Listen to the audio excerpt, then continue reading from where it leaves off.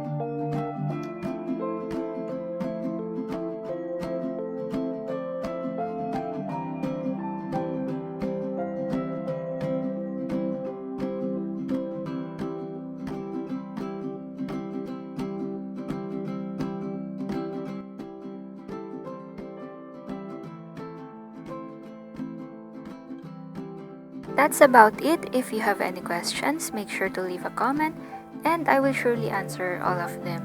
Or maybe tell me about your day. I hope you enjoyed this video. Don't forget to subscribe and click on that like button. Do more DIYs, stay crafty, and appreciate more art. I love you all and have a wonderful day. See you on my next one.